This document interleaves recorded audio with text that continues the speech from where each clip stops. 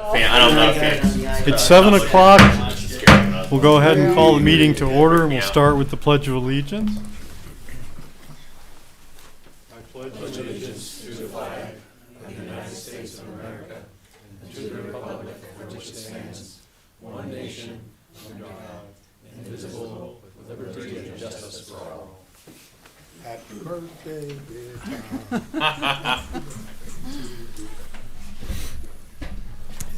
Okay, so let me welcome everyone to the November meeting of the Union Township Planning Commission, being held in pitch dark because it's 7 o'clock in November. Roll call, please. Bradshaw. Here. Brown. Here. Hayes. Here. Lapp. Here. McDonough. Here. Boulder. Present. Shingles. Here. Thering. Present as well. Quadrito. Here. We have a quorum. Okay, 2 out of everyone 9's is not here, and we're happy to welcome Tara back, even if it's only temporary. Yay! Let's see. So we had Pledge of Allegiance, we had roll call, approval of the agenda. So you have tonight's agenda in front of you. There are two new business items, and then the master plan. Anybody have anything else that they're aware of that needs to be on tonight's agenda? Any corrections to the agenda? Move to approve. Second. Motion by Olver, second by Lapp, to approve the agenda as prepared. Any further discussion? If not, all in favor, please say aye. Aye. Any opposed? Okay, so the agenda is approved. Next item is approval of the minutes. We last met on October 21st. So you have the October 21st minutes, starting on page 4 of the packet. Any corrections to the October 21st minutes?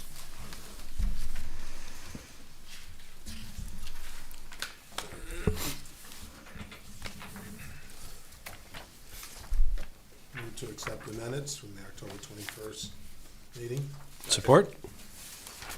Okay, motion is by Shingles, the second was by Bradshaw to approve the minutes of last month as prepared. Any discussion? All in favor, please say aye. Aye. Any opposed? Okay, so the minutes are approved. Next item is correspondence, board reports, and presentations. We always start at the top with Commissioner Thering with updates from the Board of Trustees. Thank you. On our 10/22 meeting, we held a public hearing for our fiscal year 2026 recommended budget. We also adopted a resolution of intent to participate in the 2026 National Fitness Campaign for installation of an outdoor fitness court studio at Jameson Park, very similar to the one you see down here. That is what I have for the 22nd. And that's just in the beginning stages. We just kind of get started with that on that fitness park. On our 11/12 meeting, we approved the fiscal year budget for 2026. We also renewed the manager's contract, and we had a resignation of trustee Jeff Brown. That will, I believe Jeff's last meeting will be next week. So anyone interested, it has been posted on our website, what you need to do to apply for that open position, or soon to be open position. And that's what I have. Questions for Commissioner Thering? Does the appointed person serve the remainder of that term? Yes. Yep. It'll actually, there'll be until the end of next year, I believe. It's until 2026, November 2026. I'm sorry? I think it said in the listing online that it was until, to serve until November 20th, 2026. And then that person will need to run for election again for the November 2026 general election. That was what was posted on the Union Is that Center what- Township. With Brian Smith, how did that, what was different about that? So it's the timing of things that if the resignation were taking place after the date in April, that's the filing deadline for 2026 elections, then the person would serve all the way to 2028. But under the state law, because of the timing, they would have to run for office on the regular 2026 general election cycle. Thank you, Mr. Nandy. My apologies. I just kind of in my mind had it that they would finish till the end. No, So- same thing came up in Mount Pleasant this year as well. They had a resignation right off it. And I think the person that was elected in November will be running again in 2026. Thank you for the correction. Okay, thank you. Any other questions for Commissioner Thering on Board of Trustees related items? Okay, if not, well, thank you. Now I feel like I need a drum roll or a rising crescendo of music because the next item is Commissioner McDonald, updates from ZBA, and the ZBA met. Yes. All right, Big news. so the floor is yours. It was really interesting. So I mean, it was a very long meeting and a lot was discussed, but if you're interested in it, I would suggest going the next time because it was titillating. But anyway, so we had, the election of officers, we got through that, and then there was 2 items of business. One was concerning a property on River Road, and if I get any of these specifics wrong, you'll help me. But we discussed it for close to 2 hours. It was quite a debate. So, the basic gist of it is that someone wants to add on to their business building in a much larger square foot than it's allowed for their amount of acreage. And the business itself was built 20 years ago without permission and kind of not following zoning rules already. So they were given kind of a special after the fact. I don't remember what it was called. Special use permit. Yeah, the special use permit for the home occupied business, yeah. So now, they've been able to operate like that. They want to expand pretty liberally, and it's right in a residential area where there's a bunch of duplexes, which they own, and then a neighborhood on River Road. So the general consensus was that everybody wanted them to be able to follow through with their project. There wasn't any reason for anyone to not want them to, but there were 8 standards that they needed to meet in order for us to grant them the variance. And after much, I wouldn't say arguing, debating and back and forth and investigating the issue, it was finally determined that they did not meet those 8 standards. The other thing was that they were also given an option by the staff and given information about requesting for rezoning of the area, which they are not want to do. And I'm not really sure what their reasoning was. They may want to build more duplexes in the future and rezoning it out of the, is it RA? R2A. Could make that difficult for them in the future. So they were not very happy, but they do have options, which is the rezoning or reimagining the addition to their building, or coming up with some better arguments for why that variance could be granted. Did I miss anything? Okay, there was a lot going on. And then the last thing was, which we had spoken about, I believe in our September meeting, August or September, was the variance for Sacred Heart, for their parking area for the batting garage building, whatever they're calling it. And that one was easy peasy, and we finished up with that in just a few moments, and they did take our recommendation, which was I believe it was B, we were calling it Plan B, to have a 25-foot variance rather than the 50, and that was the route they chose to take, and so they'll be able to move forward with that project. And that was it. Great. Any questions for Commissioner McDonald? Okay, thank you for that report. Appreciate it. And thanks for doing that nice long meeting. Gives me kind of nostalgic for some of our marathon meetings that we haven't had in a while. Next item is the Community and Economic Development Monthly Report, which you always have in your packet. And so we give commissioners an opportunity to ask any questions that they might have. and anything you saw in that report.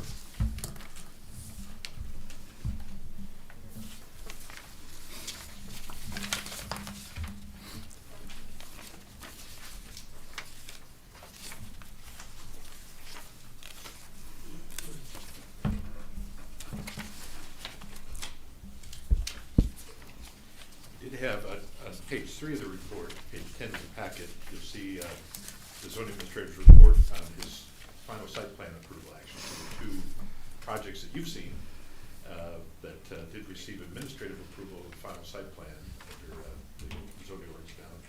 The Old Hickory Builders, the accessory building dealership, and also the Hans Real Estate Group for that parking lot expansion.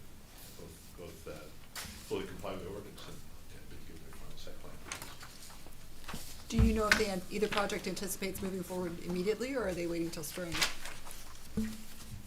Well, both have been interested in moving forward.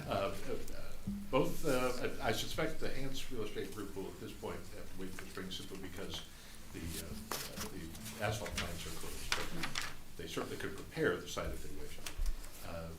The other group could really move forward as they are, largely because of the type of project it is. They should certainly develop it if they chose to. You know, at one point I'll bring up, top of, I guess, point 3 on page 9 of the report, said held a closed session under section 8.1D of the Open Meeting Act to consider purchase of real property. Is that for, just, I mean, I don't know what specifics you can get into because it was in a closed session, but is that for, like, property for the township? So this is To our hold Economic Development Authority Board. This is the board that manages our 2 DDA districts, and they were looking at the possibility of purchasing property in one of the DDA districts. So that's an item that can be discussed in closed session. Okay.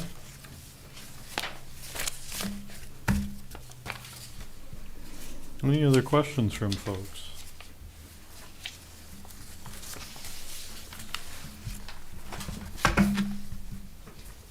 Okay, if not, thank you for your questions, and we'll go ahead and move on. Are there any other reports and/or correspondence that anyone has, commissioners or staff, that need to come in front of us tonight? Okay, hearing none, we'll move on. So we've reached the first public comment of the meeting. This is the public comment that is restricted to non-agenda items. So if anyone who is either here or online wants to address the Planning Commission on any item that's not on tonight's agenda, you're invited to do so at this time. If you're in the room, come to the podium, give us your name and address for the minutes. If you're online, make your presence known, and we will recognize you for public comment. So this public comment on non-agenda items is open at 7:13. There's nobody online. Okay, we don't have anybody online tonight. And folks who are here in the room are probably here for other purposes. So last call for public comment at this point. Okay, so we'll go ahead and close that back up. There'll be an extended public comment later in the meeting. There'll also be a public hearing on a specific agenda item. So with that, we're ready to move to our new business. And the first item is a text amendment to the zoning ordinance, P-Text 25-02, to add firearms dealer as an allowable home occupation activity subject to specified limitations. So I can turn it over to Rodney for an introduction, then we'll move to the public hearing, and then we will deliberate and act. Well, thank you. I appreciate that. For those who watch the videos, we've seen this before, but this is a proposed zoning ordinance amendment. It came out of discussions with some township residents that are interested in being a firearms dealer and doing this activity out of their home. Many firearms dealers do all their work essentially over the internet. They may not even have any activity coming or going from the house. Some do, some don't. But it's a fairly innocuous activity when it does happen as a home occupation. The challenge that we have here at the township is that right now our zoning ordinance regulates them as a gunsmith. That's the term in the current zoning ordinance. And it requires a special use permit. And a special use permit, it requires a public hearing from the planning commission. And that also means that everyone within a certain distance, 300 feet of the property, are notified by mail. We also publish the notices in the newspaper and on our website for that. So a large number of people significantly can potentially learn that a particular home may soon have or may already have firearms in it. And so it creates a potential safety challenge for folks that would like to have this kind of federal firearms license. The licensing process requires a local sign-off for zoning approval. So there's no way around this. There's no way to simply operate quietly in the shadows, you might say, without getting a local zoning approval. So the discussion was, is there a way that we could approach this where we could set up potentially expand the home occupation rules to allow some of the firearms dealer activities, in a manner that would not require a special use permit. And so that's what this proposed amendment does. It's tied very closely to the federal firearms licensing rules that we use their definitions. And in the ordinance, we cite some activities that are various they're licensed activities at the federal level, but that we do not want to have as home occupations. Things like, for example, anything involving destructive devices, explosives. So that's excluded as a home occupation activity. So that's the proposal. The effect of the amendment, if adopted, would allow someone to operate and receive an administrative sign-off from the zoning administrator to confirm they comply with the zoning ordinance and operate a firearms dealer activities on occupation as long as they maintain it within the rules that we've established in the proposed amendment. With that, I'm happy to answer your questions that come up. Okay. Any immediate, we've looked at this before, but any immediate questions for Rodney? Okay, I think we're good, thank you. So now we will move to the public hearing. As Rodney noted, this has been published in the newspaper and it's been on the website and so on. So we want to give everyone who wants to speak on this issue an opportunity to speak. We'll do it in an orderly fashion, so once we open the public hearing, individuals will be welcome to come to the podium if you're in the room, give us your name and address for the minutes. Limit at least your initial comments to 3 minutes until everybody who wants to speak has had an opportunity to speak. Address your comments to the Planning Commission. If you're online, make your presence known and we will recognize you to speak on this topic. So the public hearing on the text amendment proposal 25-02 is open at 7:18.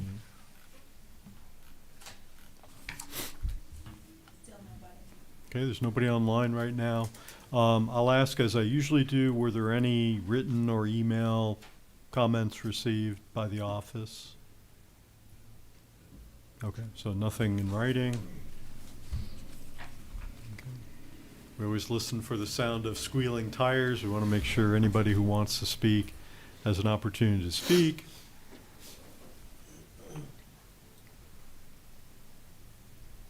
Second call, any public comments on at the public hearing on the text amendment 25-02.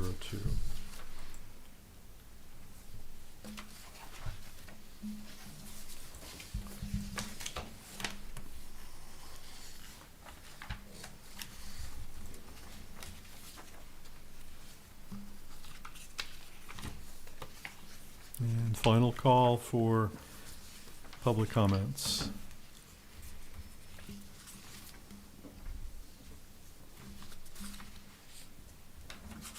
Okay, so if we do hear the squeal of tires, we'll do our best to squeeze them in, but let the record show that no public comments were offered, either electronically or in person, and the public hearing is closed at 7:19.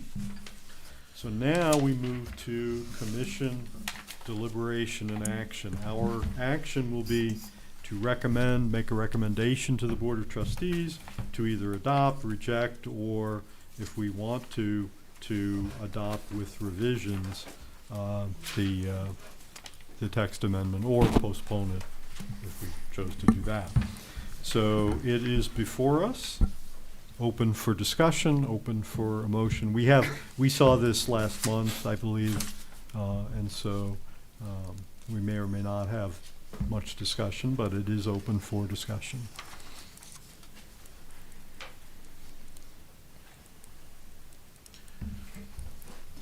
I'll go ahead and make a motion. Under the Michigan Zoning Enabling Act, Public Act 110 of 2006, as amended, the Planning Commission has responsibility to hold a public hearing on proposed amendments to the zoning ordinance or official zoning map, and to make any recommendations for final action to the Board of Trustees.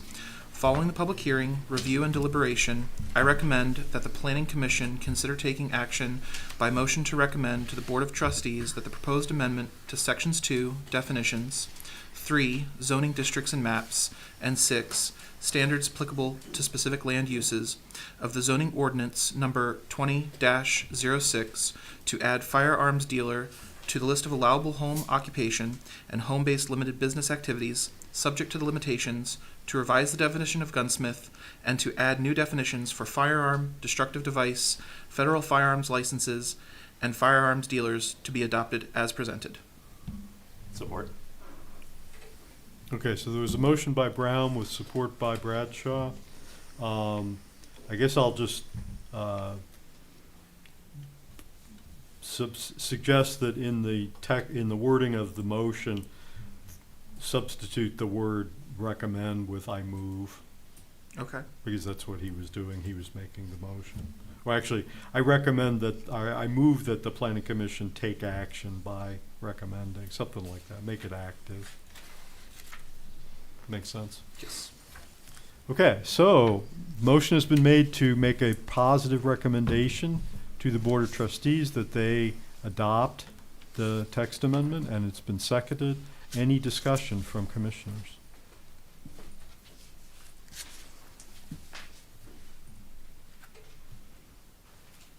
If not, I will ask for a roll call vote, please. All right. Thering, Yes. Bradshaw, Yes. McDonald, Yes. Quadrito, Yes. Brown, Yes. Shingle, Yes. Lapp, Yes. Olver, Yes. and Hayes. Yes. Motion carries. Okay, thank you. And this was a township initiated action, right? It was something you brought to us. That is correct. Yeah, so thank you for your work on that, and I think you did a nice job addressing the problem and at the same time doing it in such a way that didn't raise undue concerns about that action. All right, so we are ready to move on to item B. Item B is a, what is PRP? I'm blanking on, it's a new acronym because we haven't had this before, right? This acronym was essentially made up by our BSNA software. It's a rough one to try to say. So I'm sorry about that. But it is this is the first time we've seen this kind of project. Yeah, now that PRPA, Private Road Permit Application. I got it, okay. So this is our first private road permit application. It's for a road to be named Magnolia Lane, which is off St. Andrews Drive. The applicant is Terry Somerville. We will have introduction by Rodney, then we will hear from the applicant, then we will, if there's any questions, we'll ask them, and then we'll deliberate and act. Thank you. I should have a copy of our report dated November the 10th. As was said, this is the first time we've had a private road permit application come in under the current private road ordinance. It was adopted in 2024.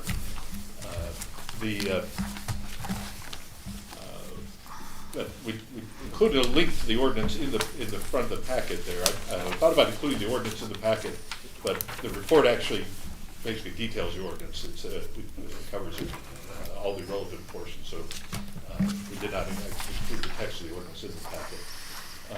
But this is a new private road, Magnolia Lane. It is a short short road. It's an area that actually had, there were some lots created. You can see on the plan, there were a number of existing lots created next to the golf course. There's essentially a 2-track drive that goes back there. Some records, there's even an easement on it, as if it was intended to be a road, but neither the applicant nor the township could find any record that there was ever any formal action taken to approve any private roads in that space.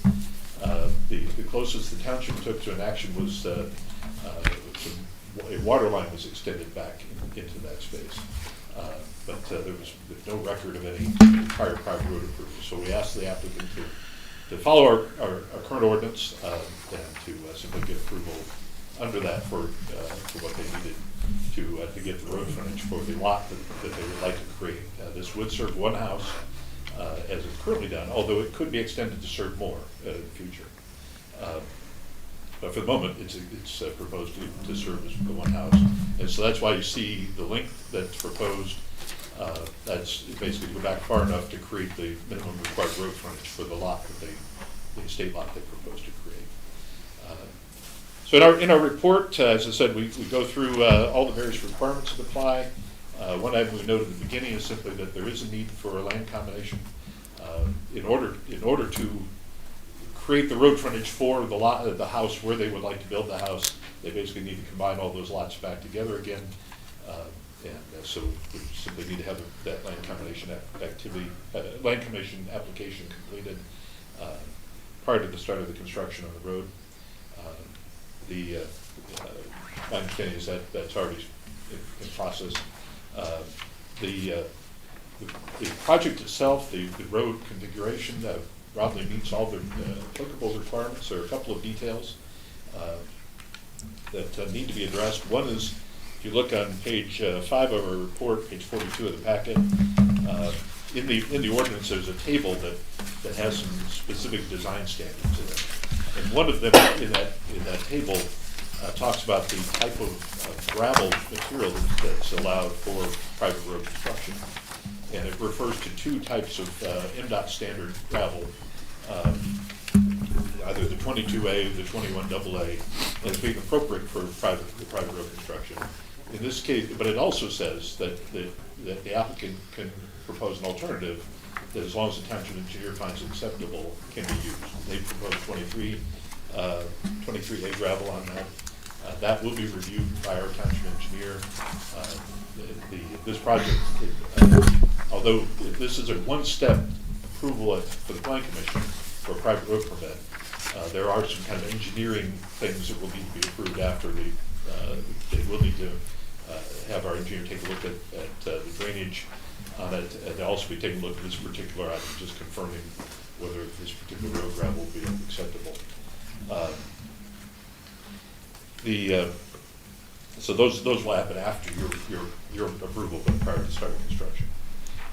The other item is related to recording of the right-of-way, the easement, and maintenance agreement for the road. That also takes place after your approval. So we simply noted the requirement in the ordinance on here, and noted that they can conform with that. And so with that in mind, we're pleased to present this to you. We found that everything was in good order. The design of the road, as with these items, these details that need to be addressed by the engineer, is in good order. I think there was one other comment as I was looking at this, that they had proposed to not center the road in the right-of-way, that proposing to offset it a little bit from the right-of-way, and that's simply because of some low-lying areas there, and they're trying to minimize impacts on the surrounding environmentally sensitive areas. And so that we have no objection to that, but we felt that was a very good solution to create what they need to create, but also be consistent with the ordinance. So as I said, we're happy to recommend the project to you. We have included 3 conditions. They're essentially housekeeping items, just what we talked about, the land combination, and engineer's acceptance, the gravel, 23A gravel. If the engineer doesn't accept it, they simply would move on to one of the choices that's in the ordinance. And then the third one is simply to address the remaining outside agency approvals that are needed prior to the start of construction. Those would be listed in the report. And with that, I'm happy to answer your questions as we go. Is the parcel combination part of this vote as well? I think you're saying as part of this, it was multiple lots that were gonna be pulled together. Are we doing that as part of this proposal here, or is that? No, that's a great question. The land combination is an administrative permit. That operates under the State Land Division Act and our Land Division Ordinance. And it's actually administratively reviewed and approved by the Township Assessor and also our zoning administrator.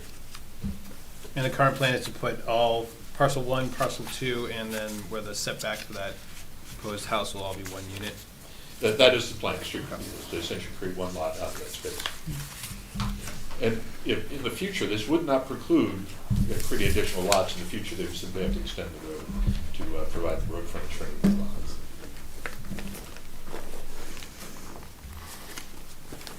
Can you just remind us, this is necessary because in the ordinance, they have to have, it has to be accessible to like fire and those sorts of things. And then also you mentioned the frontage.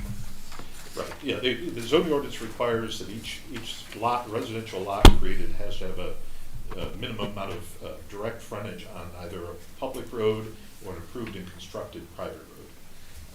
And so that's one piece of it. We adopted the private road ordinance to provide that option.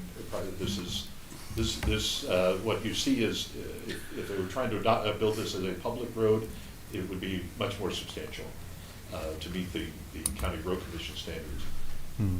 Challenge there is the road commission probably would not accept it. They do not want more small local private public roads in their system. So we adopted the private road ordinance to give property owners the ability to do this kind of project in the easiest way possible, while providing for, as you said, emergency vehicle access. And that's really the key, is the safety factor that for fire trucks and other emergency equipment to be able to get to a property and know where that property is, frankly, by address. And so in this case, they'd be able to get back there. The wide turnaround is designed to accommodate maneuvering the fire truck if it needs to turn around in that space.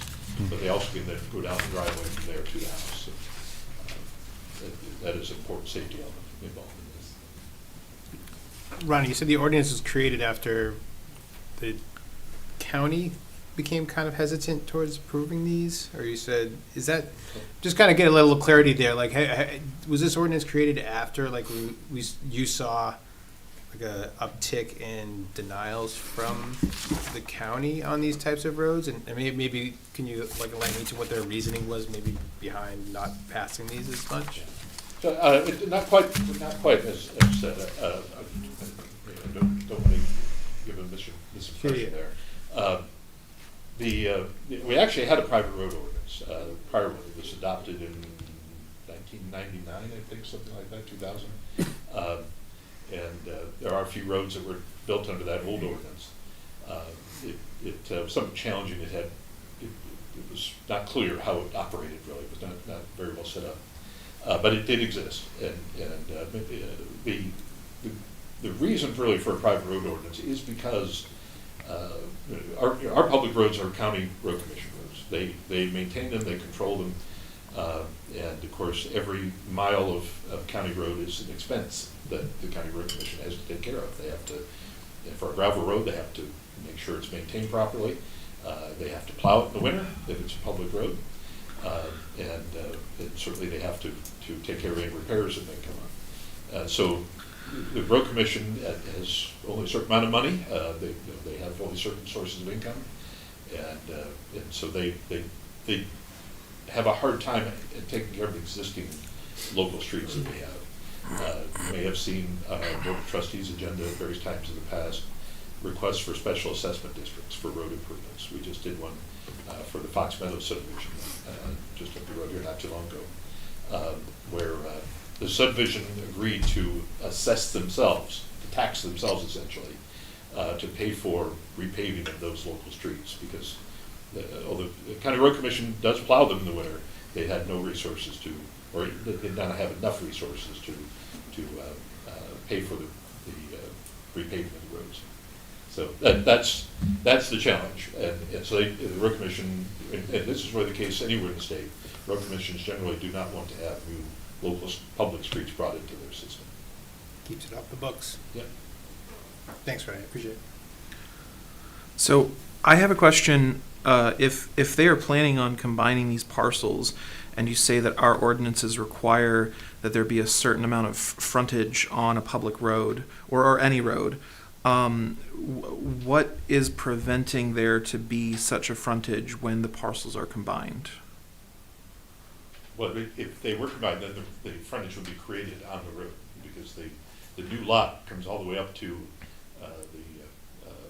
the one side of Magnolia Lane. And so it's the road, Magnolia Lane creates the road frontage. Well, no, I mean, so what I'm looking here on, I don't know which page number this is, but this is the 1 of 5 of the of that, and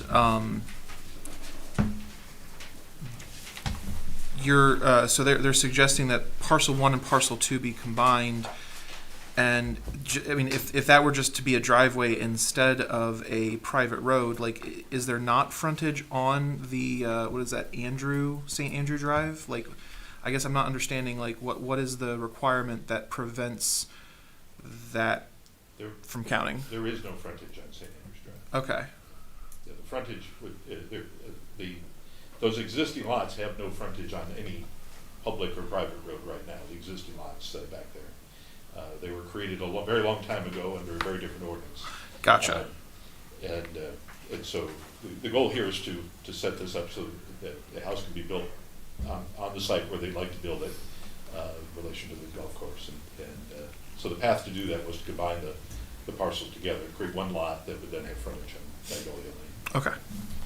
There is, as I said, the family, there's a substantial amount of additional land in this area that's vacant, that could be developed. As I said, they even in the future develop additional lots out of this large parcel if they chose, by splitting it again or doing a subdivision plat. There's a number of ways they could create those lots in the future if they chose to.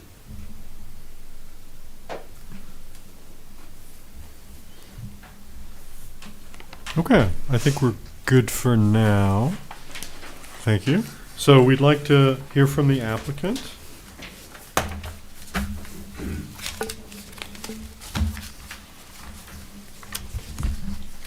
Pete Lorenz Surveying and Engineering. Just one thing I think I'd like to maybe explain a little bit more on the whole parcel combination thing. I think that maybe has created a little confusion from what I've been hearing. If you go to sheet 4 of the plans on your packet, I think that will explain the whole situation a little better for you. You'll notice that there's a bunch of parcels in there with the tax identification numbers on them. Those are all existing parcels right now, currently. Those parcels are all going to be combined to a resultant of parcels 1, 2, and 3 as shown on page 4. So, the main parcel that we're trying to gain this access for is parcel 2. And the house is going to be built all the way down on the end of the tax parcel ending in 10 and 11, down at the bottom of the finger there. So by combining that, extending this private road up to the north end of that finger parcel, there's how we will gain our access, our frontage.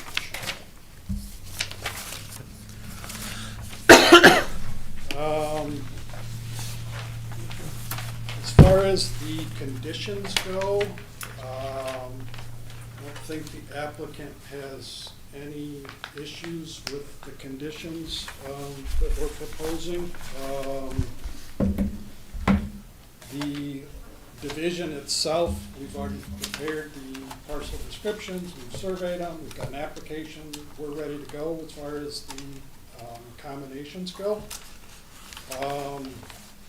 the 23A versus 22A. 23A is just better suited, in my opinion, for a road that is not going to be paved. If we were gonna pave the road, I would be on board with the 22A recommendation. If the township engineer comes back and says it has to be 22A, not a deal breaker for us, it's just my opinion that, and it complies more with MDOT specifications being 23A than 22A. Outside agency approvals, we've already talked with the fire department, they're fine with the plan. Road commission had me make one small revision to the plan. They have said they will approve it. I don't have a final approval yet, but I don't foresee any issues there.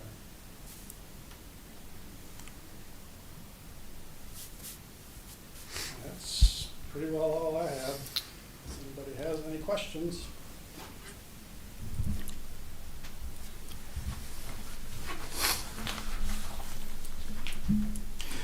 Well, I have to admit, I didn't go out and attempt to drive this, but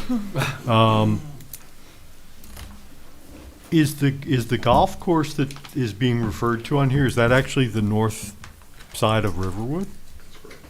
Okay, so it took me a long time to figure that out, but in any case. And then I guess my only other question is, the house is a fair distance from this private road. It marks, it's at the end of what's referred to as an existing drive. Just out of curiosity, is that an existing drive such that a fire truck would be able to get in there if it needed to? Okay. All right.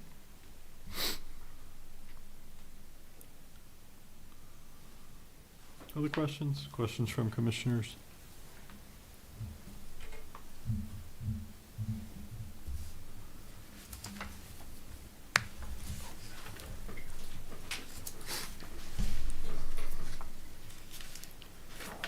Jessica's looking at me, so I guess it's my turn.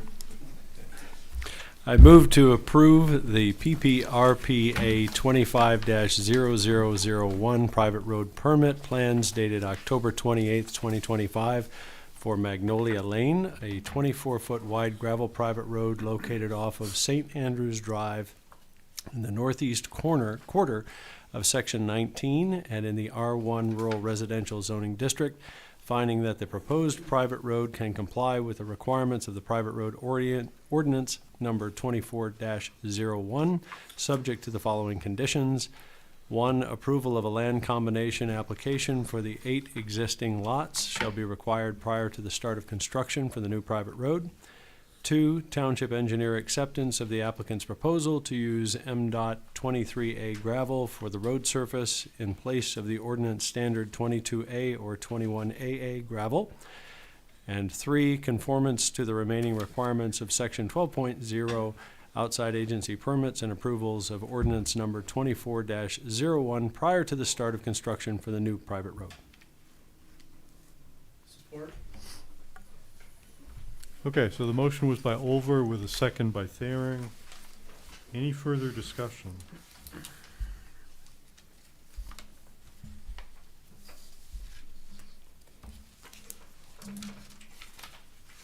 Okay, if not, we'll move to a roll call vote, please. Ladd, Yes. Over, Support?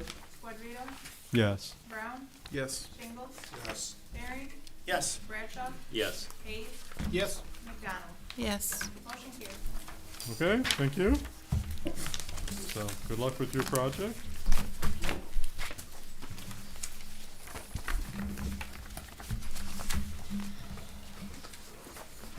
So we will move on to our third agenda item. It's under other business. This is the master plan update, specifically the draft of the plan for housing section of the new master plan. So I'll let Rodney introduce his work here, and then we'll go through it. Thank you. So this is the housing plan section. All the work that we're currently doing on draft elements of the master plan is based on the framework, kind of policy framework that the Plan Commission discussed and finalized a while back. This is this is definitely a policy-based plan. There will be an additional element that will apply. That's why what our future land use plan, when we have a map and we show in detail where various land use activities should be in the future, areas of the township that should be developed, areas that should be preserved. This kind of sets the policy direction for future housing development in the township. It's divided into several subsections, kind of just based on the subject. You'll see in there sort of specific items about housing, the aging in place, housing issues, also for the homeless. And I did, I think we may want to change that. Commissioner Shingles, I think I left the word homeless in there. I realized as I was looking at it today that I did not use the wording that Commissioner Shingles had mentioned. We certainly can do that. Talk about the it was unhoused, if I recall. Anyway, the goal here is to make sure that what we put together as administrative function matches or still matches the goals and priorities that you as a planning commission have as it relates to housing development. For the township side, you'll see some of the policies here related to utilities. Obviously, we provide water and sewer service to parts of the community that those systems have certain capacity levels, especially on the sewer side. There's pump stations and transmission pipelines have capacity limits. And so you'll see that language used here several times where it talks about tying the intensity of any future development to the availability of existing infrastructure. With some places where we have very good capacity, other areas where we have much tighter capacity. So with that in mind, as I said, I'm happy to answer questions. And I'm looking for feedback. There's where we got it right. There's where we think we need to do better or make changes. Trying to just make sure this is your document. Okay, thank you. I'm going to suggest that we take it section by section because that's how it was written, and that might make it a little bit more organized. So as we go through each section, if you have something on that section, by all means speak up. I wanted to ask, I want to start with the very beginning, the gray box. I have two things. Well, one you've already addressed about homeless, although I'd like to ask Commissioner Shingles, I understand what he said about using the word homeless as an adjective to apply to people. You also use, later on in the document, you use the word homelessness to describe the condition. Is there the same stigma attached to the word homelessness? No, not at all. Okay, so just to clarify that. And then my other question, and I guess I asked this with more interest than I might have earlier in my life because I'm close to this now. Several places you use senior and elderly. And I guess my question is, are those recognized as different things? They are. In terms of housing for our older residents, there are gradations. There's certainly independent senior living, folks that are very active and completely independent, but want to live in an environment with other seniors or want to live in an environment maybe there's certain services aimed at that population. There's what you might call dependent care or assisted living, where again they're largely independent, but they may need some additional services. Some may still be going out doing their own shopping or visiting or traveling, but they want to have additional services and meals and other things done, housekeeping done. And then there's truly dependent care, memory care type operation, nursing homes. So there's various gradations. The term elderly housing probably is aimed more at that dependent care, the memory care side. We could add definitions if you like. Well, it's just what I was really asking was, in the gray box, it says housing options for our senior and elderly residents.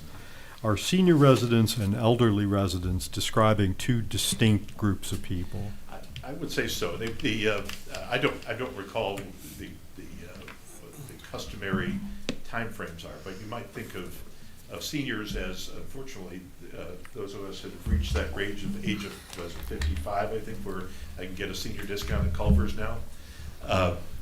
That might be a senior citizen, and then the elderly typically would more 80s, let's say, high 70s, 80s, 90s, where you are reaching a point where there's some things that are no longer working as they used to.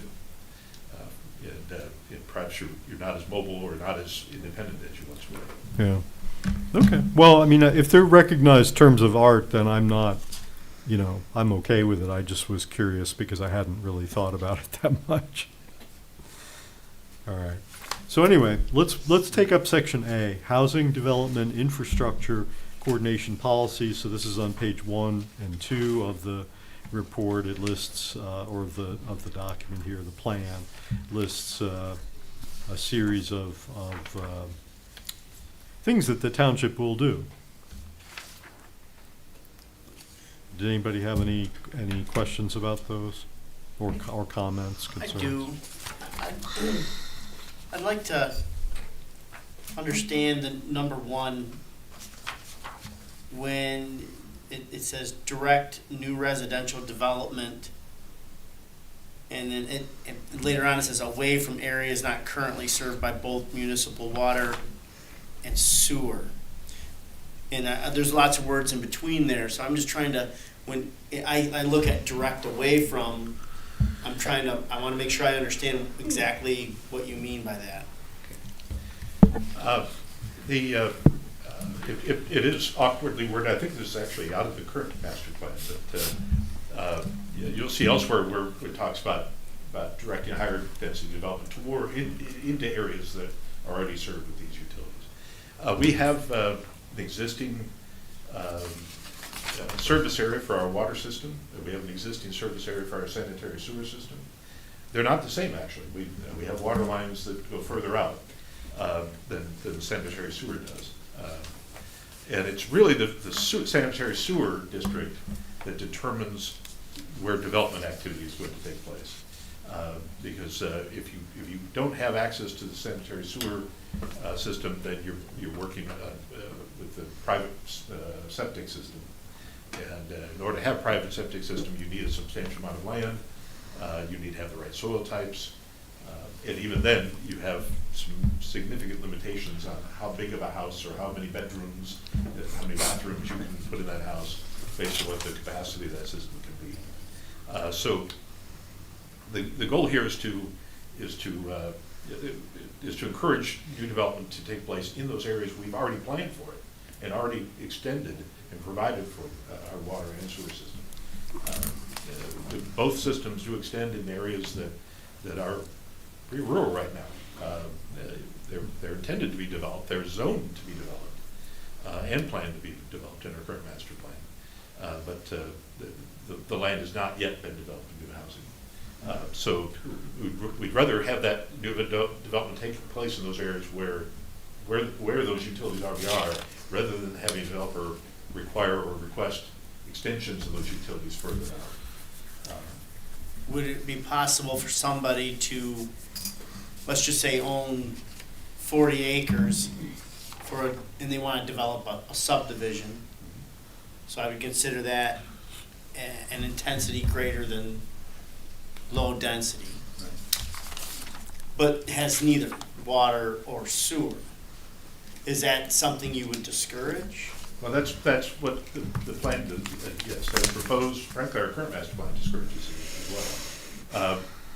Here's the challenge: is that land that already has utilities is more expensive than land that doesn't.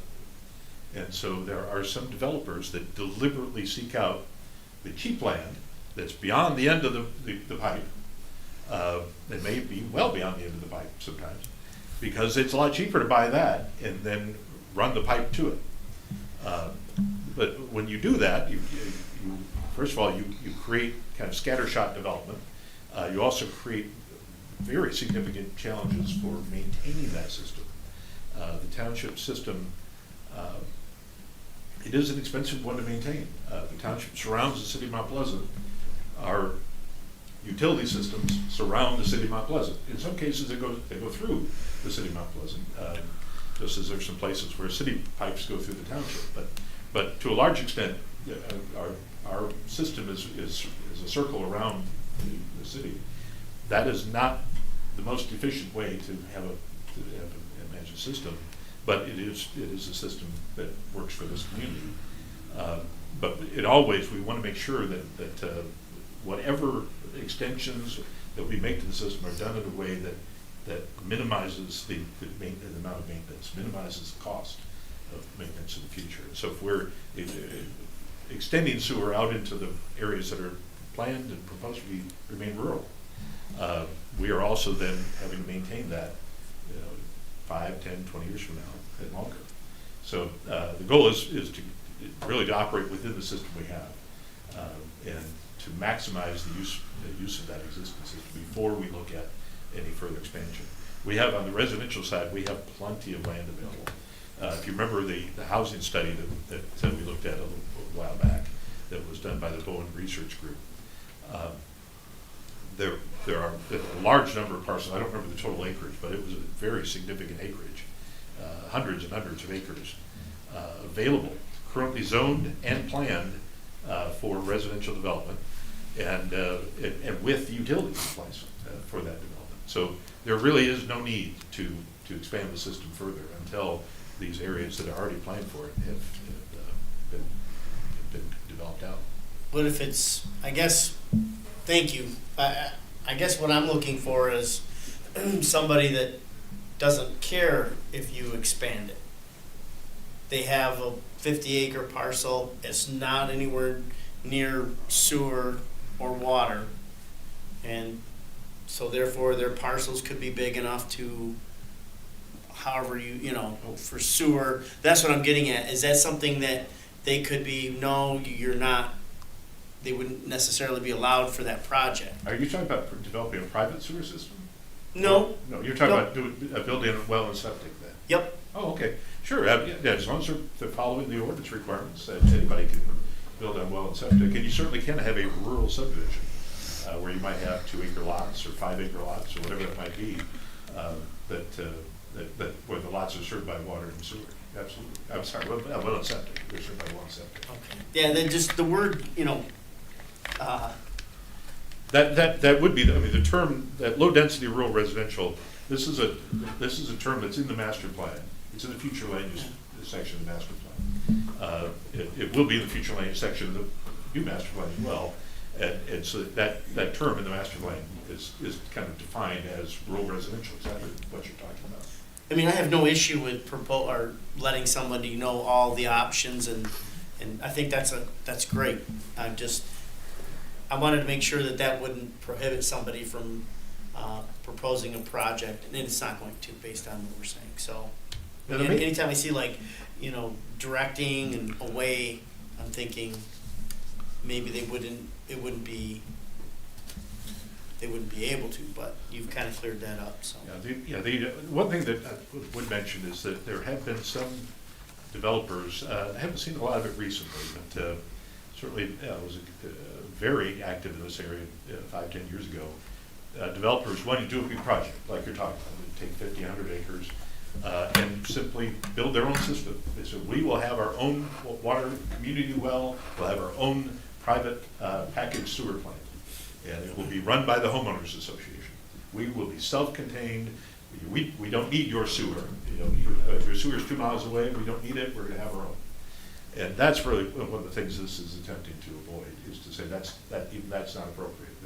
That if you're going to be developing at that more dense level, small lots, lots of homes per acre, then you need to be on municipal water and municipal sewer. But this, thank you. This really goes a little bit further than that, though, in my mind, because the plain language there basically says you're trying to, the goal is to steer that type of development away from certain areas and, as a result, to certain areas. And some of it relates to infill and density and all that sort of thing. my question is, what, the word direct is pretty direct. It's an active verb. What form would that take? Who would do the directing? How would it happen? Well, in this case, the township will direct. The township will say, that's where you need to be. Essentially, if somebody's, frankly, this is something that we do regularly when we're talking to folks.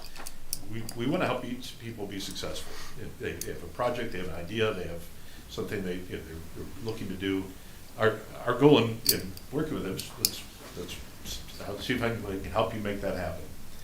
On occasion, we have to tell people, we'd love to have you do that, but that won't work. It's not the right zoning district, or we don't have utilities in that area. But if you go over here, there's land, there's utilities, there's proper zoning for it, just need to get a site plan approval and you're on your way. So sometimes we do redirect people when we need to. Even in the case of the project that you just had, we had conversations with the applicant about various options. They asked about, what if we didn't combine the lots? And so we gave them direction on what they might need to do for a private road in that case. It simply would have been a longer road. And so that word direct is really just that. It's just say, over here, go this way. Yeah. But that, because we're talking about housing, unless somebody wants to build a big apartment complex, we don't really see it. It's done. They come to the township office, right? So you're basically saying you might, under certain circumstances, simply decline to give somebody a building permit to do something. What we're talking about when we're talking about housing development are projects that you would see for the most part. We're not talking about building one house on one lot. If a lot exists in the township that was lawfully created in the zoning district allows a house to be built on that lot, we simply give them a building permit. Mm-hmm. So what we're talking about is really a new subdivision, a new site condominium development, new apartment community. It's the type of project that you would see. Okay. So I have something to say, but I just think I kind of have to back up a little bit to when we were talking about the gray area before we get any further.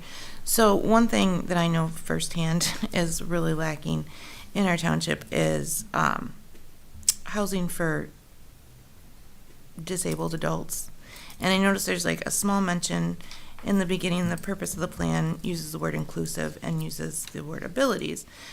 And while I love that we're focusing so much on senior and elder, unhoused, family, student, I just see a really big lack of focus on affordable housing for individuals that need specific, ADA housing. So, for example, a lot of apartment complexes in town will have mostly 2-story units, and then they'll be required to have one accessible apartment per X amount of non-accessible units. Well, the waiting list is unbelievable, not to mention the inaffordability, especially when you get into a private landlord situation. So I just really think that's something we should consider if we're truly looking to provide inclusive housing. I think that needs to be thought about. So item B talks about universal design and aging in place. That section talks a lot about senior housing and elderly housing. Mm-hmm. But the universal design is exactly what you're talking about. It is a design concept trying to create the circumstance for all housing, whether it's a single-family home, that in any circumstance that the designer is thinking about the needs of all types of potential residents, including those with differing abilities. And so that section does talk about that. As I said, it does focus still largely on senior and elderly, but yeah, and maybe it's a semantics thing that I'm being too sensitive about, but I just really think it glosses over, young adults, middle-aged adults that could live independently if they had affordable places to live that were accessible. So to me, it feels kind of like it's excluded, especially in the language. And also when specific properties are labeled as senior or elderly or rehabilitative, it really limits the ability of who's able to apply for them or rent them or live in them. Because if you're a 26-year-old, person who uses a wheelchair full time, you're not going to go live at the senior housing community on Broomfield. So I'm wishing it was just a little bit more inclusive and thoughtful in that manner. I support Commissioner McDonald's plea to, why don't we just make the language a little bit more broader, especially if it already meets the standard. It's just now articulating that, so if I don't fall in the senior category, I realize that this still applies to me if I fall in that category. So I think it's just broadening the language a little bit, and I think it'll support. I'm seeing lots of nodding heads. I'm happy to do that. Thank you. Yeah, if I could say, like Ryan brought up, in Part B, does, like, one thing that maybe to bring into that gray box you guys are talking about is, I feel like he does make it very clear there that advocate design for all products to be built in an environment and aesthetic usable to the greatest extent possible by everyone, regardless of age, ability, or status in life. Those are all terms I think that we're all kind of feeling here, but maybe just bringing that more into the front piece there might make it feel like, rather than it's buried a little bit further down.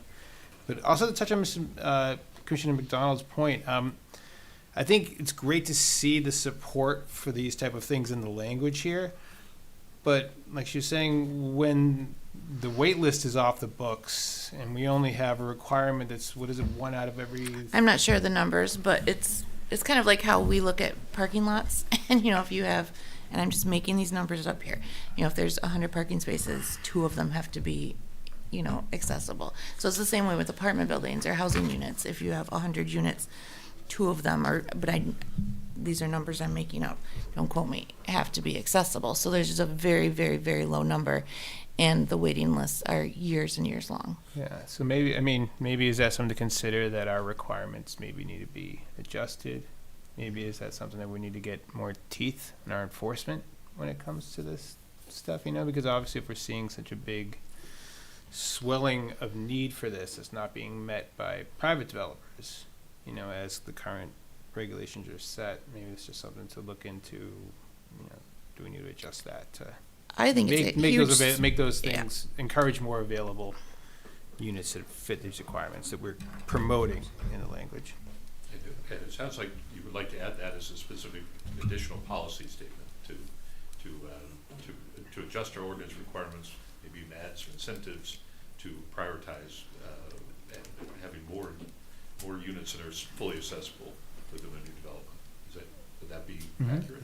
Yeah. I would is love it that. possible for us to get some information on what is required?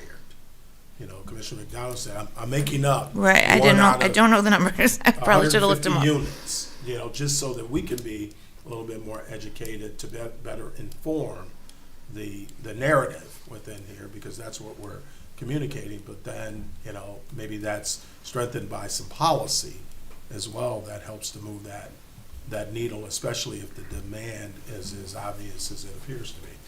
It's interesting. It's not a moving target, but it's a difficult target to pin down what's required, because it really depends on the project and the sources of funding. If federal funding or state funding is involved in a project, let's say some type of affordable housing, low-income housing, then certain either federal rules or state rules come into play. In exchange for that funding, there are strings attached. And those strings often include what we're talking about. If this is simply a private development project, let's say, for example, there's certainly single-family subdivision for no requirements. Right. And so that would be someplace that if we want to add maybe some incentives, if they go that route, for example, that might be the place to have incentives to say, if you do design with this in mind, that you might benefit in some way, either some additional units or something else. More on the multifamily side, that's an area where we might be able to have some requirements that are more specific. And it's something we need to do some research on. But in terms of, typically, in terms of what might be required now, it typically involves some government assistance, federal or state funding that triggers that. Okay, well, I think we moved into B, which is perfectly fine. I think that was the next one. So let's officially move into B, and if you have questions on the earlier part, you can continue to voice them. I guess I had a question about, so we're in B, item 3. All right, you're talking about the last part of it where it says accessory uses such as small-scale retail dining or personal services. Are those where that would be limited to the residents, people within that community? That would be the intent. This is essentially putting a foundation under some language that's I believe it's in our zoning ordinance right now. Yeah. And I believe the regulation does talk about that it's limited to the residents. We could add that here, though. Well, but I mean, the last part where it says provided such uses are internal and not externally visible. If it's a restaurant or a small scale retail that's only serving the residents, you can understand why that might be desirable. But I guess I was wondering, we spend so much time talking about mixed use developments and where you would have commercial on the first floor and residential up above and all that stuff. Has anyone ever thought of trying to do something like that with a targeted community? Like you would do that with senior citizen housing, or you would do that with diverse housing, something that was going to attract all kinds of ages and abilities and all that sort of thing. Because there you would want the commercial operations to be visible, not to be hidden. Right. So that's all I was thinking now. Well, I will tell you that I'd be perfectly happy to delete that part about not being visible to the public, so that we could have that option. It's a great option, frankly, to do that kind of a project. Mm-hmm. So if you're comfortable with it. One of the challenges is that this type of housing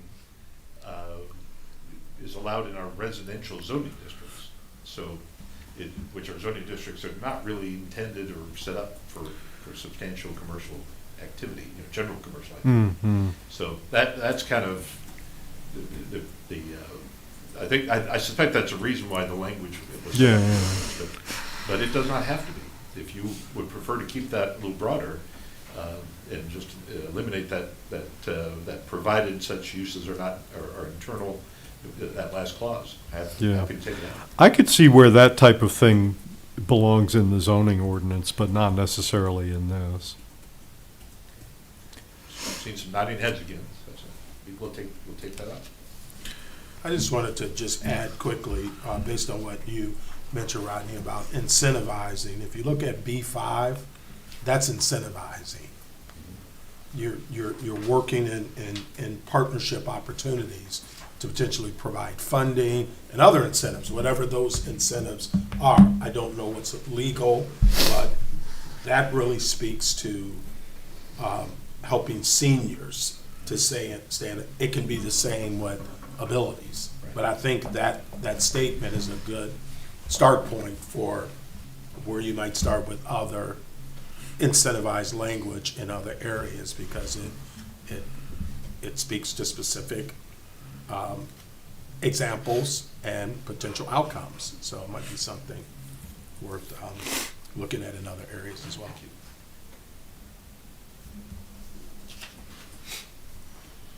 Okay. Did you have any specific conceptions of what 6 would entail? I know we've talked about it because we've talked about the fact that we have all these low occupied,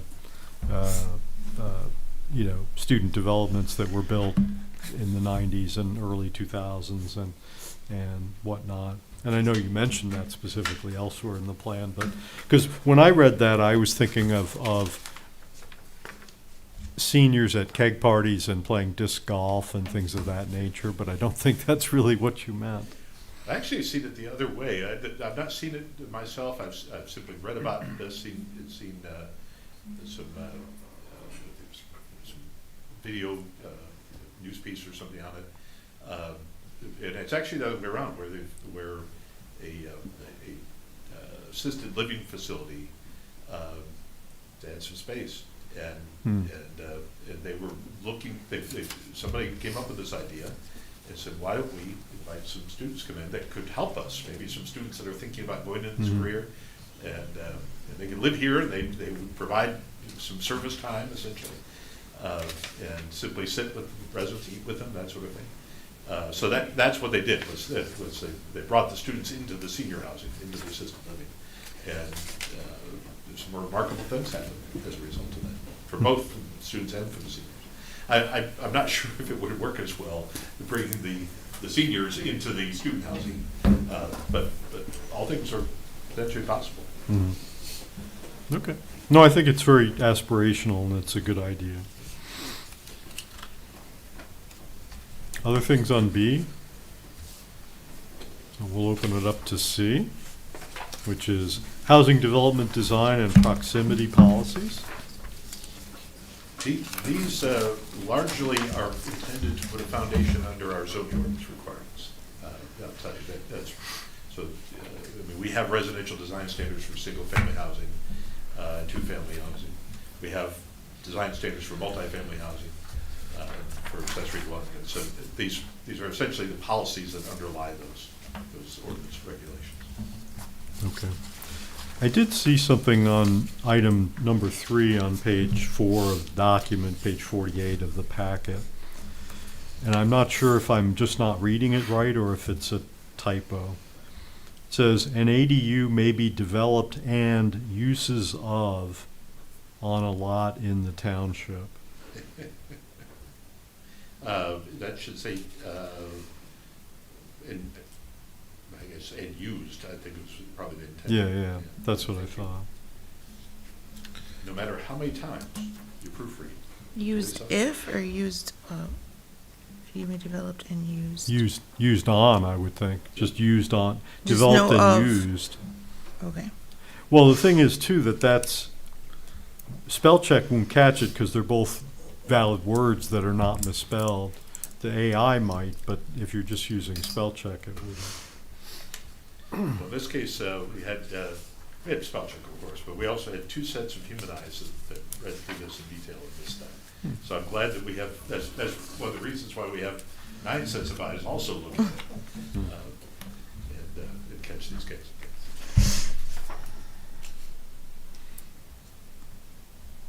Okay. I don't want to rush people, but I actually think that people might have more comments on some of these later things, like item D, homelessness and supportive housing policies. We just had the discussion last month with the little homes folks, and so a question would really be, do people see the right things here in terms of what you think the township should be doing to encourage and to facilitate those sorts of things?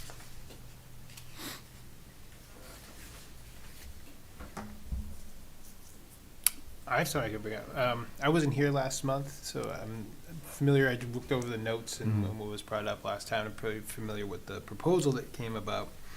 And one thing I noticed here, and I feel like it's been maybe a hiccup in this development process, and I could see coming up in future development processes, is that in this case, and for what I see in a lot of regional kind of homeless solutions, stuff like that, or different projects that are done out, they don't necessarily fall within the zoning and planning regulations for the township.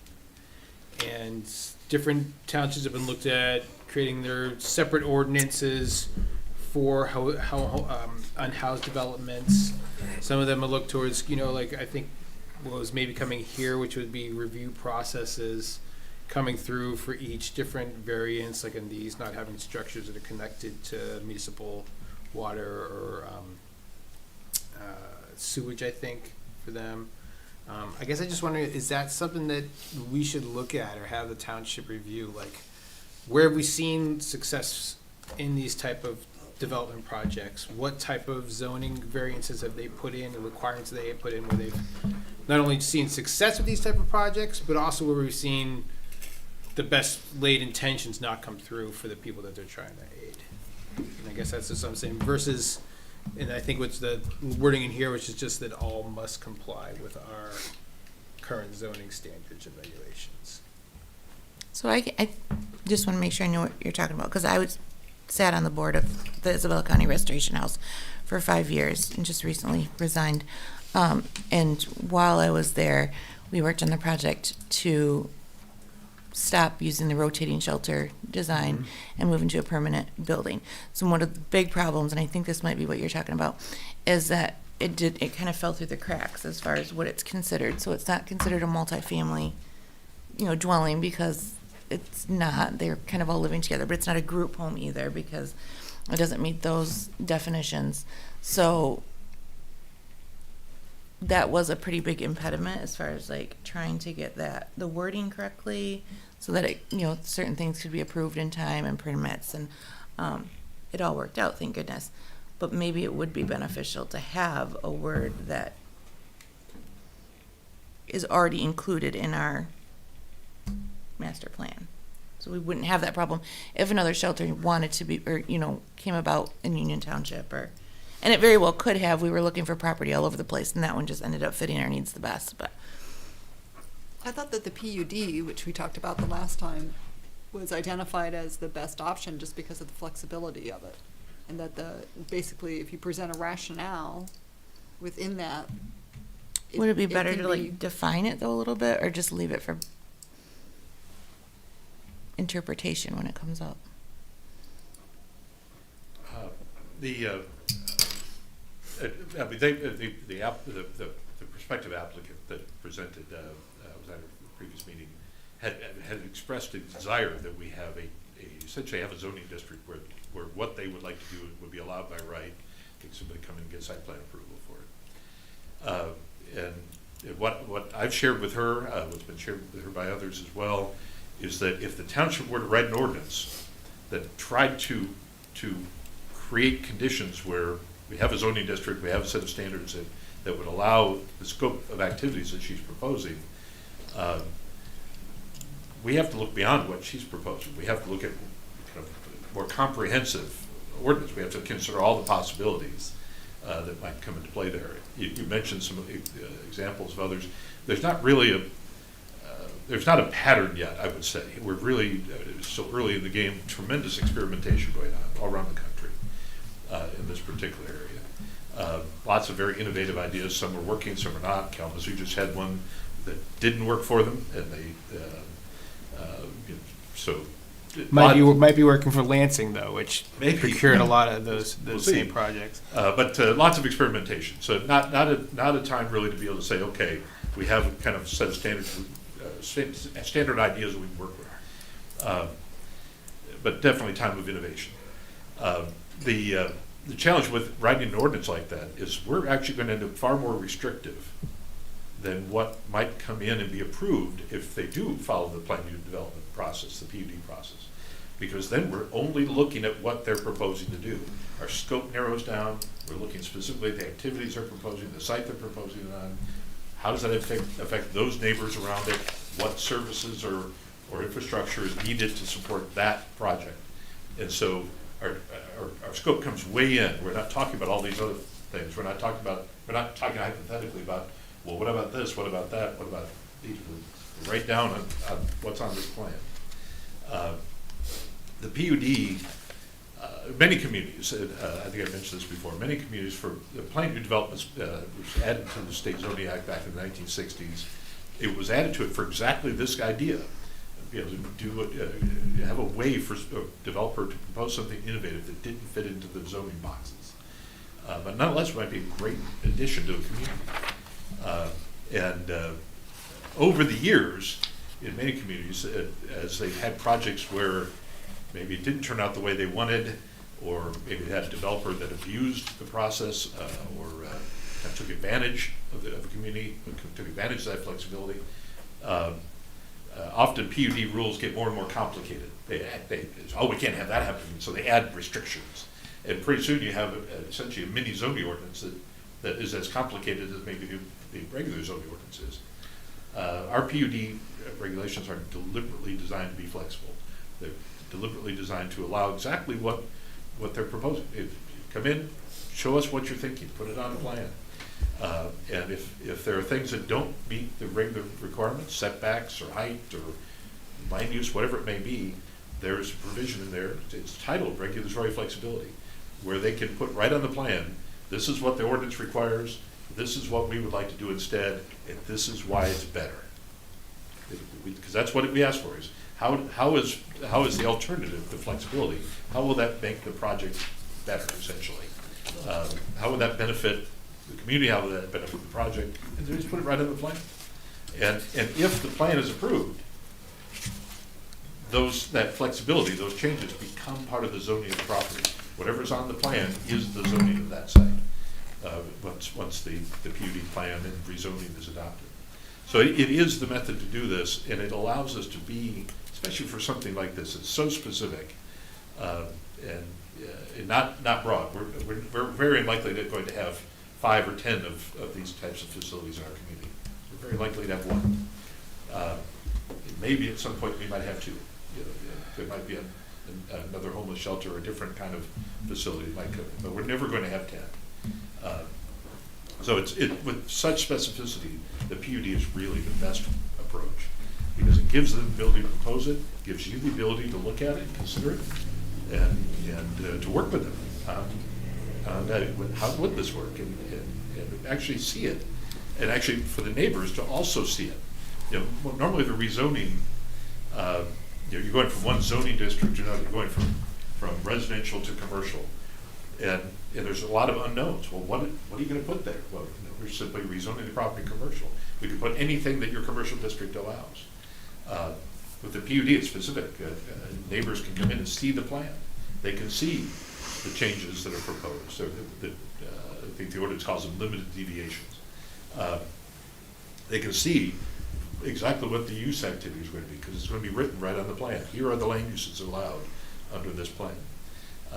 So there's much less uncertainty in that arrangement. And so that's really why, and that's why the policy statement here down at the bottom of page 5 of this plan element, page 49 of the packet. That's why it says exactly what Commissioner Lapp said, that the PUD is the appropriate way to consider an innovative project. Okay. When we were having the discussion last month, I remember one of the points of contention was that she wanted the models that from down south, there's a communal bathing building so that the individual units don't have to be built with full baths. Maybe you just have the toilet and a sink, something like that. And I think the response, what I remember, your response, well, it's awful cold here in the winter. That doesn't seem very practical. So in item 2, we talk about the site development that are consistent with the mid-Michigan climate. So I wonder if that's a way to kind of reinforce the point you were making. And I still, I think we left that discussion, I think, happier than when we went into it, but I still don't think we answered the question with any certainty as to, if they do go through this PUD process, but they come with a site plan that shows a bunch of individual units and a communal bathhouse, what the response is going to be. So I want to say, I don't know what the right answer is, but the question is going to be, how restrictive should you be versus do we really want this in our community? Are we willing to be flexible, and where should we be flexible and that type of thing? Yeah, that is the question. You see that we could be specific. We could put right in here that each unit should have its own bathroom, own shower, and all. We could, as a policy. I agree with you. There was not direction from the commission on that during that discussion. Not a consensus anyway.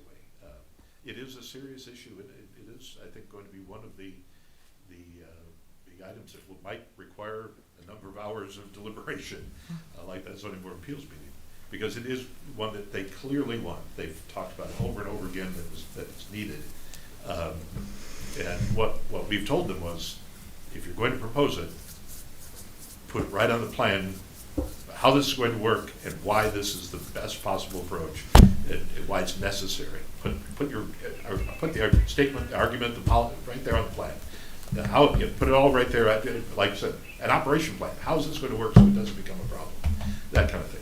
How is it going to work so that folks in January can take a shower and not end up with pneumonia? Walk you back to their home. All those elements, just put it right on the plan, how you're going to make this possible.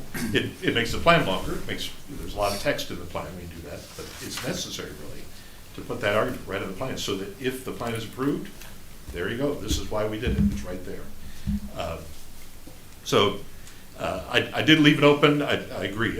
Number 2 was put on there specifically to say you be thinking about the climate. It also, from a policy perspective, if this is adopted, becomes a foundation for decision making you may make. If you choose to say, look, that's not consistent with our policy.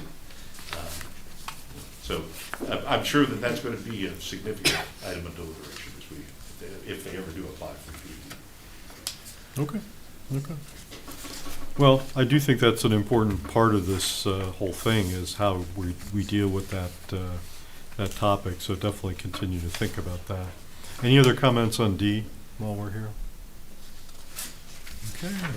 E is student and workforce housing policies. This is where you talk about the rehabilitation of aging student housing, which I think is good because I think it's a real issue that we're going to be facing.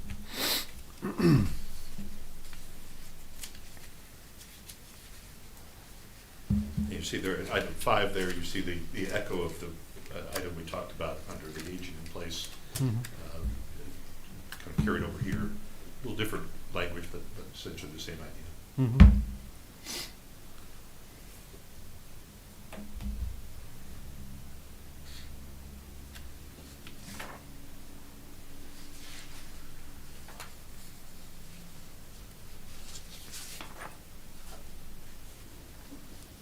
Okay, we can also expand to F, housing development policies for rural agricultural areas. I believe there's a typo, top of page 7. I believe it should say, the third line, it should say within areas designated. Yes, thank you.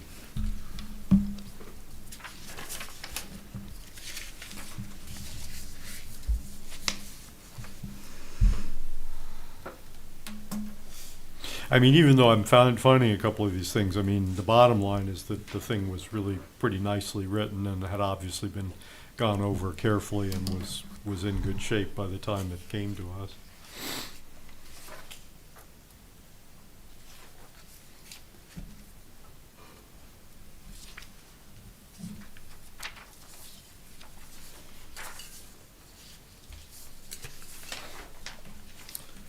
Housing affordability policies. Is there any room for the township to expand the subsidized low-income housing? This is an interesting area. Under the current rules, the current state rules for this, they call it LIHTC, L-I-H-T-C, low-income housing. We are, most of the township is considered to be an urban area. They adopted a map a while back. It's a U.S. Department of Agriculture map that simply shows rural areas, urban areas. And so for Midland, for example, the existing city boundaries of Midland are urban, but everything outside of those existing city boundaries are rural. It includes some areas of relatively urban, actually.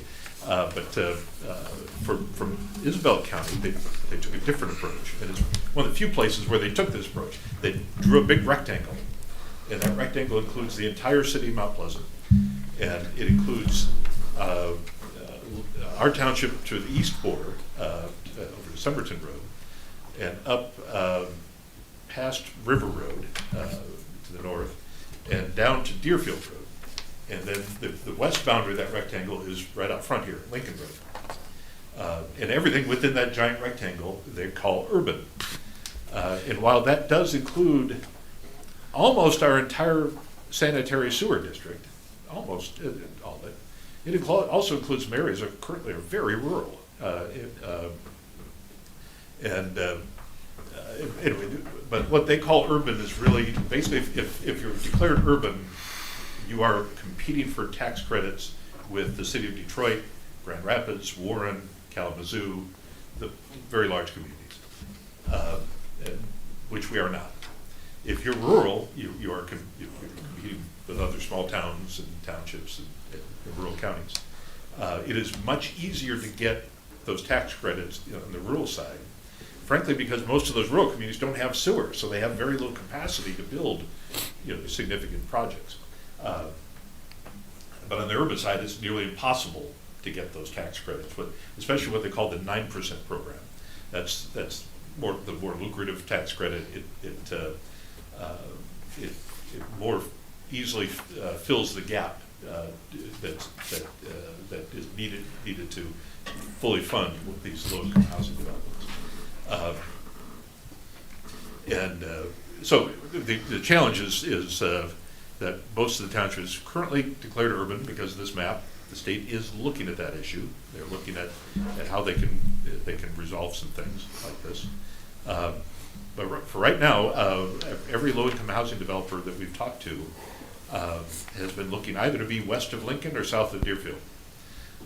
And in both cases, there are very small stubs of our sewer line that cross. There's a stub that crosses Lincoln Road, serves us, and serves the development down Lincoln Road here, Commission on Aging and the rest. But it has very little capacity in it. They might get 50 units based on analysis that was done. And it just wasn't workable for a project. South of Deerfield is even worse. There's really not capacity down there. So right now we're needing a change, and that's really what the policy language talks about. That there needs to be some change. We certainly are actively supporting our existing low-income housing. We almost lost all of them. We have 4 existing low-income housing tax credit developments. All of them were developed in around 2007, 2008, 2009. There used to be one more, and actually 2 more. One has actually become, you might call, very low-income housing that fell out of this particular tax credit program and now is considered a different way. But another one was made market rate housing. And the thing is, the developers can simply make that change. They don't need to come to the township. We get notified by MISTA that they've decided to transition out of the low-income housing. They can do that after 15 years. And all of our projects are in that space now. And we had one that, just as I was starting here, they were in the middle of transitioning out of that, and they're now market rate. So the other 4 were new owners bought them and started the process to transition them out and make it market rate. That was their business model, was to take these older sites, turn them into market rate housing, do some rehab on them, and obviously raise up the amount of income coming from them. We found out about it. I found out about it and contacted them and explained to them how important those were to us, and that we didn't want to lose them, and talked about that we can't build new, because their first thing was just build new. Can't do it under the current rules. And so we were able to work with them. And this language here talks about actively working to support the township, especially our township board of trustees, actively supported keeping those projects. We adjusted there's a payment in lieu of taxes formula for these developments where they do pay something to the township and ultimately other taxing jurisdictions. It's a fraction of what the taxes would normally be for market rate housing, but it's something to help pay infrastructure costs. And we took that number and cut it by more than half. Cut that percentage, cut it either 9% or 10%, and they're now down at 4 or 5 or something like that. And that was done, board trustees chose to do that to help fill the gap, to make sure those would stay as low-income tax credit housing. So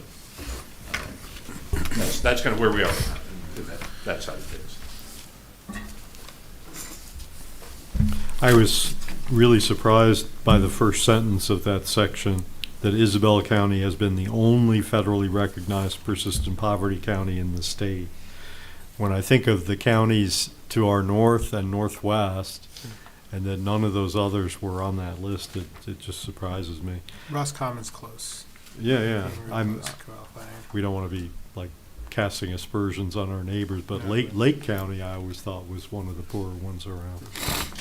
Michigan itself is one of the hardest economic areas when it comes to high income jobs. Just does not have them. Yeah. You see that.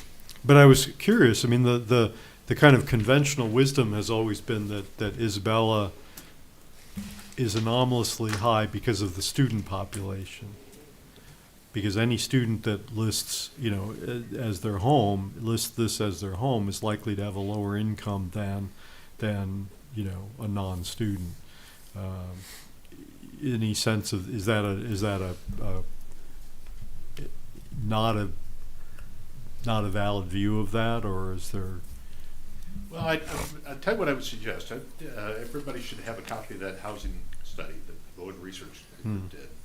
And in that study, they do look at the demographics pretty extensively. And so I don't think they refer to the persistent poverty statement. That comes from a different source. But that'd be my suggestion. Take a look at what they found in their analysis of that. I really couldn't speak. I don't think there's a easy answer. I don't think students are the easy answer necessarily. I think there's a number of well, elements. I'm not saying that. I mean, you just have to go outside of our Mount Pleasant and the township to really see what's going on in the rural areas of the county. But I just thought that it skewed a bit higher because of that. And again, I could be wrong. Yeah, take a look at that study. It has some good information in this area. If I could give a number that I think can belay any questions that it's just focused from student population, is if you look at our numbers for childhood poverty, these are people under 18, these are people who are not in college, not coming into that, we are still far and above the national average. I think our childhood poverty rate under 18 is hovering between 23 and 28%. You're talking about Isabella County? Isabella County. And And that is staggering amount. So when it comes to the common term of like, oh, the reason we have such a high poverty rate is because of students in CMU, it's not. Okay. Could I go back on one note I saw on an earlier piece? Is that okay? Just on part F, portion 2. Division of farmland, acreage, and other farm lots of agricultural preservation areas shall be limited to clustered, non-farm residential development, and to maximize the conservation of land with sufficient lot area to configure to support agricultural use. Do we allow, or what are our policies into taking, like, say, a larger 100-acre, 150-acre area of land and then sub-parsing it down into smaller agricultural things, 10-acre parcels for agricultural development or 40-acre parcels versus really just looking towards reclassifying those areas when it comes to a development wanting to come in and turn it into housing? Didn't we just have a bill go through the state house on that? I know I hear a lot of concern about people about lack of agricultural or loss of agricultural land here, and I guess I'm just wondering, like, in that play, we see two sides of that. We see very large consortiums of land ownership in Isabella County and Union Township, or and Union Township, but then a kind of sucking and closing of those kind of smaller farmlands. So I guess I'm just wondering what's our policy when it comes towards looking at the subdeveloped divisions of larger farmlands into smaller farmlands versus just for housing. Yeah, I thought that was the state controls that, don't they? We just had a bill go through the House on parceling, dividing up the land. Yeah, the Land Division Act, and you're right, amendments to the Land Division Act have been going to the state legislature that would kind of put division process on steroids. The Land Division Act, it's an interesting law. It doesn't work. It doesn't play well with others. It doesn't play well with zoning. It allows a certain amount of actually, let's go back to the old days. The old days were, if you wanted to divide property, you did a subdivision. You came in, you got a subdivision plat, you drew it out, you put the markers up, here's all of your lots, and ultimately that plat was recorded with the state of Michigan, approved by the local government, it's recorded with the state of Michigan. You can still get those old plats from the state. And that's how I divided property. And at some point along the way, there was a desire to be able to simplify that process. That process, like anything, started to get more complex. And so they created this, the Land Division Act, it's unplatted lots, the opportunity to do meets and bounds land division, where you describe each lot with a legal description, 300 feet in this direction, 600 feet in that direction, and you end up with follow the directions, you end up with a lot boundary. And the Land Division Act, under this process, they tried to limit it. They wanted this to be kind of a little relief valve in state law, allow a small amount of these kinds of divisions, with the idea that most things will still take place through the planning process. And more they did it, more people liked it. They kept expanding that capacity, expanding the number of lots could be created, and that sort of thing. And where it sits right now, you can create a modest subdivision through the Land Division Act, where you meets and bounds describe everything, including the road rights of way, and you actually avoid this process. You avoid talking to the Planning Commission. You avoid doing a subdivision, a plat, or a site condominium development.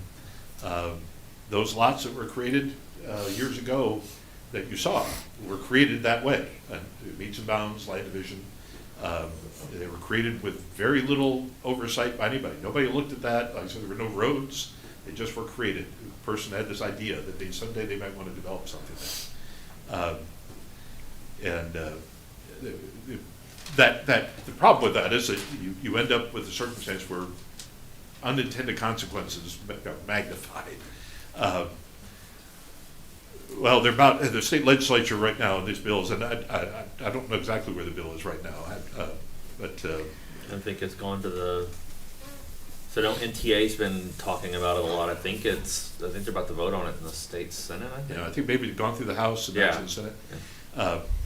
That would more than double. I don't remember what the number is, but it would already the number of lots that can be created is pretty substantial, and they would greatly increase that number of lots. So you're essentially going to have more ad hoc subdivisions created. If the bill becomes law, I think part of the bill, as it was written in the last draft I saw, included the ability for local government to have tighter restrictions. And so I can almost guarantee that we'll be bringing to you something that will clarify that, because that process is really troublesome. It creates a lot of, as I said, a lot of unintended consequences. I don't have any problem with meets and bounds land division. There's a perfectly appropriate thing to be doing. But essentially what they're doing with this bill is completely undercutting, as I said, subdivision plat, site condo development, where we're actually looking at all these issues at once. And considering infrastructure, roads, all these details, all get looked at on a plan, rather than simply looking at lines, lines created essentially on a blank slate, and then after the fact trying to figure out how to deal with all those infrastructure issues. So that's that. But this item here is really talking about trying to preserve farmland. When you see the idea of clustering residential development, there's a provision in the State Zoning Act that I think it's just open space preservation development, something like that. The idea that, let's say, in a type of development that Commissioner Herron was talking about, let's say you have 100 acres and you want to, let's say under the zoning you can create, let's say it's 10-acre lots, so under 10-acre lot zoning. So you create 10 lots out of that 100 acres. But you didn't really want to just divide up into 10-acre lots.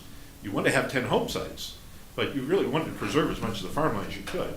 Well, under this open space development provision in the state law, you can reduce the size of the lots by 50%, go down to 5 acres. Provided you can still meet the setback requirements, all the things that apply to normally. And provided that you put an easement, conservation easement, on that remaining acreage. So now you have 50 acres of land that you have just conserved that will be permanent farmland.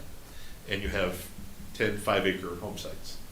That's actually allowed right now. It's allowed in our zoning ordinance, it's allowed in the state zoning act. And that's what really this clustering is talking about, is saying if you're gonna do that kind of a project, that Commissioner Ferry mentioned, you cluster those sites to preserve the farmland as much as possible.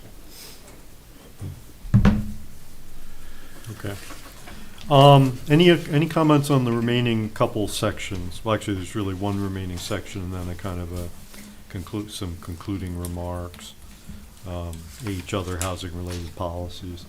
At the end, you mentioned the future land use component, which obviously is a piece of this. Should we anticipate that you are eventually going to bring us some recommendations on any changes that we might want to consider for the future land use map? Yeah, I think that you absolutely can plan on that. That will actually be coming after some more policy type stuff. We have a plan for agriculture and rural character preservation. We have, of course, the commercial area plan, industrial. We bring back to the industrial economic development element in its full form. Those are all the kind of policy elements that will then inform what we do with the future land use map. But that, yes, that will absolutely be coming back to you. It will be kind of, you might call it the keystone of the master plan. That's what that is. Okay. Any other comments from folks? I was trying to channel your editing chops, and I thought I found it when I got to H because it looked like the tabs were off on the headings, and I went back and I looked, they are! And then I realized it was center justified. So it is consistent all throughout.